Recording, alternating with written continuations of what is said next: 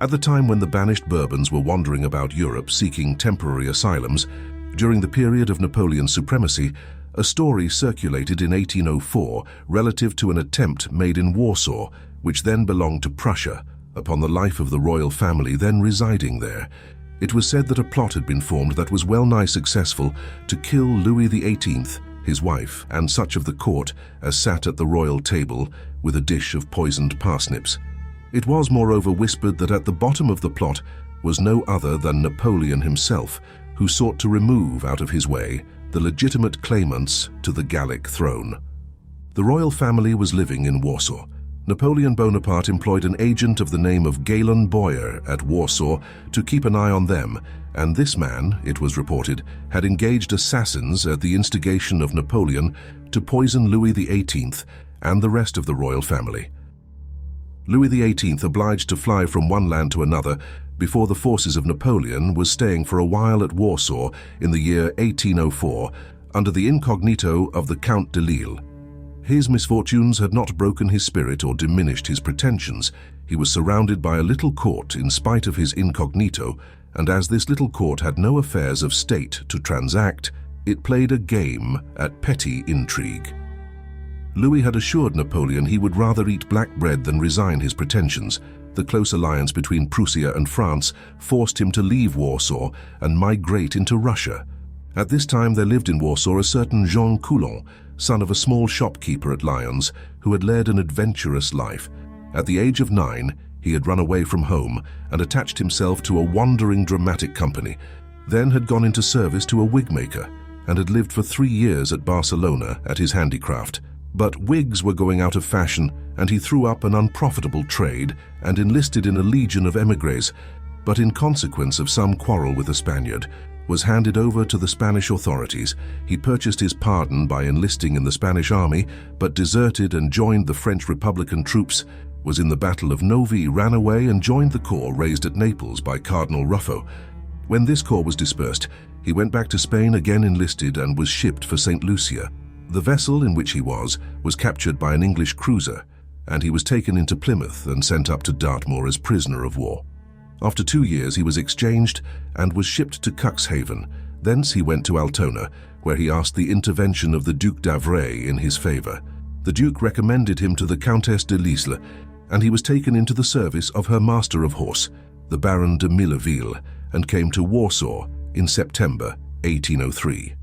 There he married, left his service, and set up a café and billiard room that was frequented by the retainers and servants of the émigré nobility that hovered about the king and queen.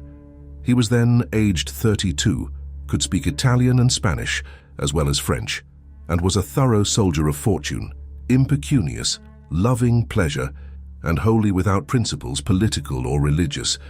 The French chargé d'affaires at Warsaw was Galen Boyer. He does not appear in the documents relative to the affaire Coulon, not because the Prussian government shirked its duty, but because he was in no way mixed up with the matter of the parsnips. On July 23rd, when the Count de Lille was determined to leave Warsaw, Count d'Avaray called on the President von Hoym and told him in mysterious language that he was aware of a conspiracy in which were involved several Frenchmen and as many as a dozen Poles that sought the life of his august master. Herr von Hoym doubted. He asked for the grounds of this assertion and was promised full particulars that same evening at 8 o'clock. At the hour appointed, the Count appeared breathless before him and declared that now he was prepared with a complete disclosure. However, he told nothing and postponed the revelation to 10 o'clock. Then Avaray informed him that the keeper of the Café Coulon had been hired by some strangers to meet him that same night on the road to Nowawice, to plan with him the murder by poison of the Count de Lisle. The whole story seemed suspicious to von Hoym. It was now too late for him to send police to watch the spot where the meeting was to take place, which he might have done had d'Avaray condescended to tell him in time, 2 hours earlier. He asked d'Avaray where Coulon lived that he might send for him, and the Count professed he did not know the address. Next day, Count d'Avaray read to the President von Hoym a document, which he said had been drawn up by members of the court of the Count de Lisle, showed him a paper that contained 12 small parsnips, and requested him to subscribe the document and seal the parcel of parsnips. Naturally, the President declined to do this. He had not seen Coulon. He did not know from whom Coulon had received the parcel, and he mistrusted the whole story. However, he requested that he might be furnished with an exact description of the two mysterious strangers, and when he had received it, communicated with the police and had inquiry made for them in and about Warsaw. No one had seen or heard of any persons answering to the description. Presently, the Marquis de Bonny arrived to request the president, in the name of the Count de Lille, to have the parsnips examined by specialists. He declined to do so. On July 26, the Count d'Avaray appeared before the head of the police, the President von Tilly, and showed him an attestation made by several doctors that they had examined 3 parsnips that had been shown them, and they had found in them a paste composed of arsenic and orpiment. Von Tilly thought the whole story so questionable that he refused to meddle with it. Moreover, a notary of Warsaw, who had been requested to take down Coulon's statement, had declined to testify to the genuineness of the confession, probably because, as Coulon afterwards insinuated, he had been helped to make it consistent by those who questioned him. Louis XVIII left Warsaw on July 30th, and as the rumor spread that Coulon's wife had bought some arsenic a week before at an apothecary's shop in the place, the police inspector ordered her arrest. She was questioned and declared that she had indeed bought some rat poison without the knowledge of her husband. Coulon was now taken up and questioned, and he pretended that he had given his wife orders to buy the rat poison because he was plagued with vermin in the house. Then the authorities in Warsaw sent all the documents relating to this matter, including the procès-verbal drawn up by the courtiers of Louis XVIII, to Berlin, and asked for further instructions. According to this procès-verbal, Coulon had confessed as follows. On the 20th of July, 2 strangers had entered his billiard room and had assured him that if he were disposed to make his fortune, they could help him to it. They made him promise silence and threatened him with death if he disclosed what they said. After he had sworn fidelity and secrecy, they told him that he was required to throw something into the pot in which the soup was being prepared for the king's table. For so doing, they would pay him 400 louis d'or. Coulon considered a moment. Then the strangers promised they would provide a situation for his wife in France. After that, one of them said to his fellow in Italian, "We must be off, we have no time to lose."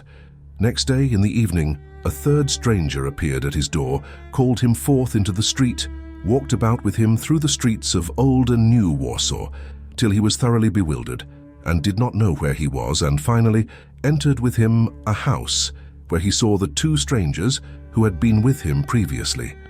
Champagne was brought on the table, and they all drank, and one of the strangers became tipsy. When Coulon promised to do what was required of him, he was told to secure some of the mutton chops that were being prepared for the royal table, and to manipulate them with the powder that was to be given him. That the cook might not notice what he was about, he was to treat him to large draughts of brandy. Coulon agreed, but asked first to touch the 400 louis d'or. Then the tipsy man shouted out, "That is all right, but will Boyer consent to it?" The other stranger tried to check him and said, "What are you saying? Boyer is not here. He has gone out of town and will not be back for a couple of days." After Coulon had insisted on prepayment, he had been put off till the next evening, when he was to meet the strangers at 11 o'clock on the road to Novawies. There he was to receive money and the powder for the king. He was then given 1 ducat and led home at 1 o'clock in the morning. On the following night at 11 o'clock he went on the way to Novawies, and then followed what we have already given from the story of the man, as recorded by Monsieur de Beauchamp. He received from the men a packet containing the parsnips and some money, only $6. They put a kerchief under the earth beneath a tree and bade him, if he had accomplished his task, come to the tree and remove the kerchief as a token to them. If, however, he failed, the kerchief was to be left undisturbed. The tree he had marked well. It was the 45th along the road to Novawies. A small end of the kerchief peeped out from under the soil. The strangers had then given him a bottle of liqueur to stimulate his courage for the undertaking. After that, Coulon was left alone. He said that he staggered homewards, but felt so faint that he would have fallen to the ground had not a Prussian officer who came by noticed his condition and helped him home. At the conclusion of the procès-verbal came an exact description of the conspirators. Such was the document produced originally by the Count d'Avaray, and we can hardly wonder that, on hearing it, the Prussian civil and police authorities had hesitated about taking action. The so-called confession of Coulon seemed to them to be a rodomontade got up for the purpose of obtaining money out of the ex-king and his court. From Berlin, orders were sent to Warsaw to have the matter thoroughly sifted. Coulon and his wife were now again subjected to examination. He adhered at first to his story, but when he endeavored to explain the purchase of the arsenic and to fit it into his previous tale, he involved himself in contradictions. The president at this point addressed him gravely and warned him of the consequences. His story compromised the French chargé d'affaires, Monsieur Galland-Boyer, and this could not be allowed to be passed over without a very searching examination that must inevitably reveal the truth. Coulon was staggered and hastily asked how matters would stand with him if he told the truth. Then, after a little hesitation, he admitted that he thought before the departure of the Count de Lille, he would obtain for himself a sum of money with which to escape out of his difficulties. He had reckoned on making 100 ducats out of this affair. He now told quite a different tale. With the departure of the court of the émigrés, he would lose his clientele, and he was concerned because he owed money for the café and billiard table. He had therefore invented the whole story in hopes of imposing on the court and getting from them a little subvention. But he said he had been dragged on further than he intended by the Count d'Avaray, who had swallowed his lie with avidity and had urged him to go on with the intrigue so as to produce evidence against the conspirators. That was why he had made up the figment of the meeting with the strangers on the road and their gift to him of the parsnips, which he admitted that he had himself scooped out and filled with the rat poison paste he had bought at the apothecary's. So far so good. What he now said was precisely what the cool heads of the Prussian authorities had believed from the first. But Coulon did not adhere to this second confession. After a few days in prison, he professed his desire to make another. He was brought before the magistrate, and now he said that the whole story was got up by the Count d'Avaray, Monsieur de Milleville, and others of the surroundings of the exiled king for the purpose of creating an outbreak of disgust in Europe against Napoleon and of bringing about a revolt in France. He declared that he had been promised a pension of 6 ducats monthly, that when he gave his evidence, Monsieur de Milleville had paid him 35 ducats, and that he had been taken into the service, along with his wife, of the ex-queen, as reward for what he had done. There were several particulars which gave color to this last version of Coulon's story. It was true that he had been given some money by Milleville. It was perhaps true that in their eagerness to prove a case of attempted assassination, some of those who conducted the inquiry had helped him to correct certain discrepancies in his narrative. Then again, it was remarkable that, although the Count d'Avaray knew about the projected murder, he would not tell the Prussian president the facts till 10 o'clock at night, when it was too late to send the police to observe the pretended meeting on the Novawies road, and when Herr von Hoym asked for directions as to where Coulon lived, that the police might be sent to arrest him on his return. And during his absence to search the house, the Count had pretended to be unable to say where Coulon lived. It was also true that de Milleville had repeatedly visited Coulon's house during the course of the intrigue, and that it was immediately after Coulon had been at Milleville's house that his wife was sent to buy the rat poison. Coulon pretended to have heard Monsieur de Milleville say that this affair might cause a complete change in the situation in France when tidings of what had been done were published. Moreover, he said that he had been dispatched to the Archbishop of Reims with the message "Le coup est manqué," but it is impossible to believe that the émigré court can have fabricated such a plot by which to cast on the name of Napoleon the stain of attempted assassination. The whole story reads like the clumsy invention of a vulgar adventurer. Coulon's second confession is obviously that of his true motives. He was in debt, he was losing his clientele by the departure of the Count, and it is precisely what such a scoundrel would do, to invent a lie whereby to enlist their sympathies for himself and obtain from them some pecuniary acknowledgement for services he pretended to have rendered. The little court was to blame in its gullibility. Its blind hatred of Napoleon led it to believe such a gross and palpable lie, and if doubts arose in any of their minds as to the verity of the tale told them, they suppressed them.